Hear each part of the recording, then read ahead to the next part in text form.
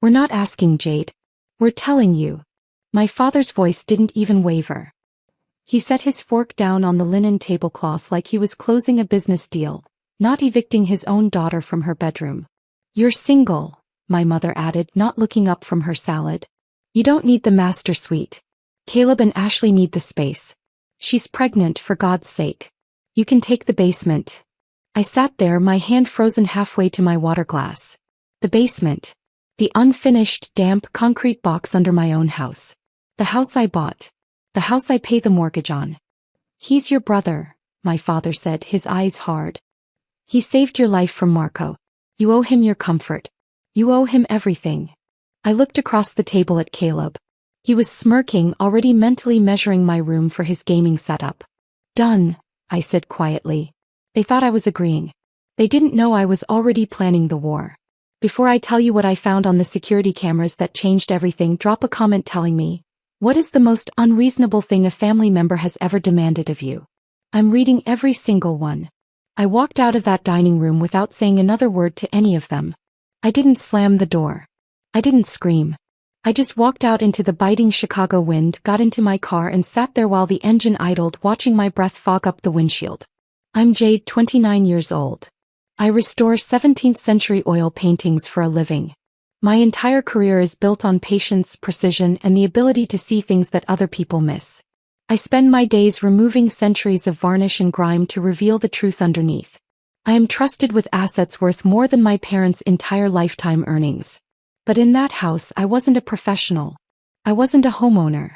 I was just the debtor. Started 10 years ago. The Marco incident. That's what we called it.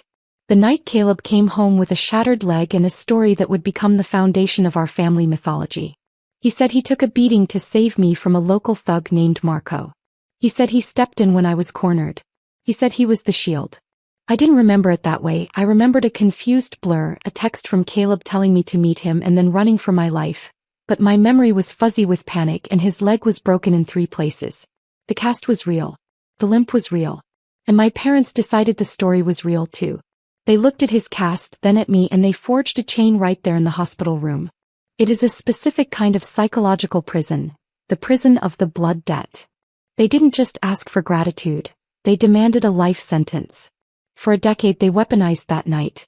Every time I achieved something, a scholarship, a promotion, a high-profile client, my mother would sigh and say, "It's a shame Caleb can't do that. His leg, you know. He gave up his football scholarship for you." It was a masterclass in conditioning. They taught me that my success was actually theft. If I won, it was only because Caleb had sacrificed his ability to run. They conditioned me to believe that my very existence was a burden I had to pay off in installments. So I paid. I paid with my autonomy. I paid with my silence. I paid his rent when he couldn't find work, because his leg hurt. I bought this house, this beautiful historic Victorian in Chicago, thinking it would finally be enough. I thought if I provided the perfect venue for their family gatherings, if I gave them a place to shine, the debt would finally be settled. But debt collectors like my parents don't want the balance paid off. They want the interest payments to last forever. They wanted the house, the master suite, the dignity, everything. I gripped the steering wheel until my knuckles turned white. 10 years ago I was a scared little girl who believed she was a burden. But tonight, sitting in the dark, I wasn't scared. I was an archivist. I knew how to look for cracks in a masterpiece. And I knew that under the varnish of Caleb's heroism, there was something rotting. They thought they had broken me into submission. They didn't realize that when you push someone into the basement, they stop caring about burning the house down. I put the car in drive. I wasn't going to the basement. I was going to find out exactly what happened 10 years ago. Because I was done paying for a lie. 3 days later, I came home to a crime scene. I had been in New York evaluating a collection for a client, breathing air that didn't smell like obligation. I drove straight from O'Hare to my house, desperate for the silence of my studio. My sanctuary. The climate-controlled, dust-free zone where I kept the world out. I put my key in the lock. It didn't turn. I jiggled it, pulled it back, tried again. Nothing. It felt gritty, like someone had forced the wrong key in and twisted until the tumblers screamed. A cold spike of adrenaline hit my stomach. I walked around to the back, to the garden entrance. That door was unlocked. Wide open, actually swinging gently in the winter draft. The smell hit me before I crossed the threshold. It was a thick, cloying mix of stale beer, cheap weed, and something burning. My stomach turned. I walked into the hallway, my heels clicking on the hardwood, echoing too loudly. The living room was a disaster. Pizza boxes, overturned chairs. But I didn't care about the furniture. I ran to the studio. The double doors were propped open with one of my antique busts. I stopped. My breath caught in a throat that felt suddenly too tight to swallow. My studio was surgical. White walls, air purifiers humming, tools aligned in perfect rows. Now it looked like a fraternity house after a bender. There were red plastic cups on my drafting table. Ash on the floor. And there, sitting in my ergonomic chair, feet up on my workbench, was Caleb. He was holding a beer, surrounded by 3 friends I didn't recognize.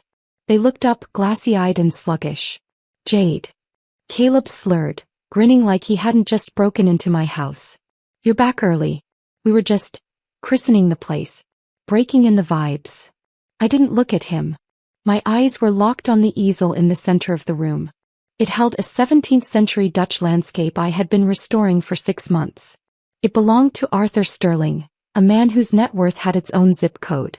It was a masterpiece of light and shadow, valued at $250,000. And it was ruined. A jagged tear ran right through the center of the canvas, slashing through the painted sky like a wound.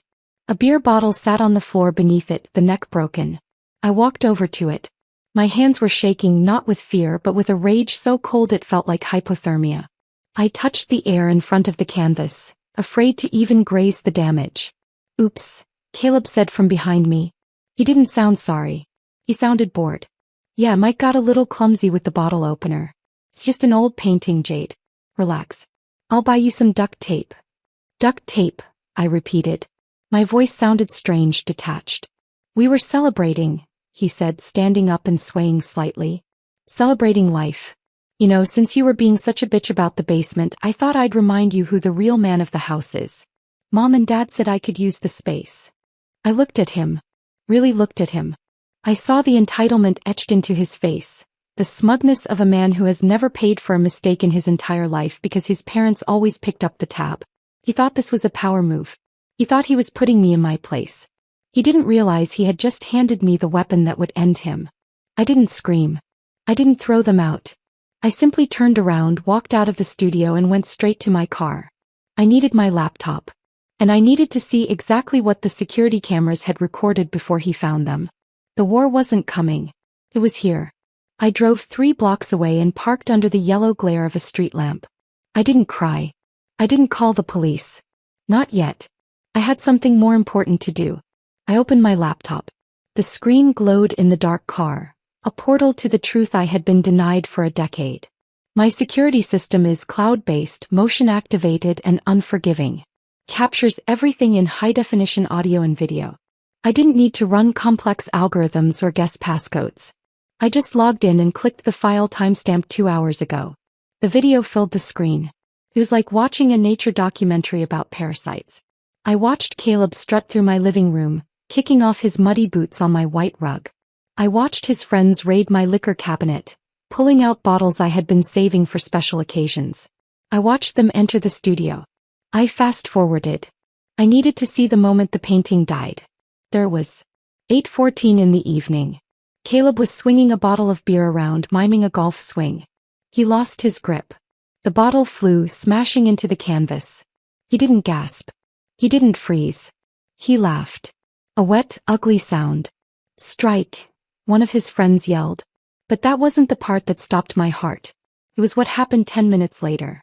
They were sitting on the floor, surrounded by the wreckage of my work. They were drunk, loose-lipped, and feeling invincible. One of his friends, a guy named Mike, pointed at the slashed painting. Jade's gonna kill you, man. Seriously. That looks expensive. Caleb took a long drag from a joint and exhaled smoke toward my ceiling. She won't do anything. He can't. She owes me. Still riding that train? Mike asked. That was, 10 years ago? The gift that keeps on giving, Caleb said, grinning. Best broken leg I ever had. I leaned closer to the screen. The air in the car felt suddenly thin. I still can't believe you pulled that off, Mike laughed. Marco wanted his money and you offered him your sister? That's cold, bro. It was business, Caleb said, and his voice was so casual it made my skin crawl. I owed Marco $5,000. I told him he could have Jade for an hour to square the debt. I lured her to the warehouse. It was perfect. I stopped breathing. The memory flashed in my mind. The warehouse, Caleb texting me to come help him, the shadows, the fear. But the little bitch ran, Caleb continued, shaking his head. She bolted before Marco even saw her. I panicked. I tried to run after her, slipped on that patch of black ice near the loading dock and snap. Bone through the skin. And you told your parents Marco beat you up saving her? I told them I took a tire iron for her, Caleb smirked. I told them I was a hero. And they bought it. Hook, line, and sinker. Dad looked at me like I was Captain America. Jade looked at me like she wanted to die from guilt. I knew right then. I owned her. 10 years, Mike. 10 years of rent, bills, and now this house. All because I tripped on some ice. He laughed again, raising his beer to the camera he didn't know was watching. To the ice. I paused the video. The silence in my car was absolute. For 10 years I had carried a mountain of guilt on my back. I had let it crush my dreams, my finances, and my self-worth. I had believed I was the reason he walked with a limp. I had believed I was a burden he had paid for in blood. But there was no blood debt. There was only a failed transaction. He hadn't saved me. He had tried to sell me. I looked at his face on the screen, frozen in a pixelated gloat. The sadness vanished. The grief evaporated. In their place, a cold, crystalline clarity settled over me. I wasn't a debtor anymore. I was the creditor. And it was time to collect. I saved the file. Then I copied it to 3 different drives. I closed the laptop, put the car in gear, and drove back toward the city lights. I had a dinner reservation to crash. The Legacy Club smells like old leather, cigar smoke, and desperate social climbing. It's the kind of place where the carpet is older than the country and silence is considered a virtue. My parents love it here. It makes them feel important. I walked into the private dining room they had booked. They were already seated, a tableau of manufactured dignity. My father, Richard, was swirling a glass of scotch. My mother, Susan, was adjusting her pearls, looking pained. And Caleb, my tormentor, my hero, was stuffing his face with bread, looking entirely too comfortable for a man who had just committed a felony. The most important person in the room wasn't at our table.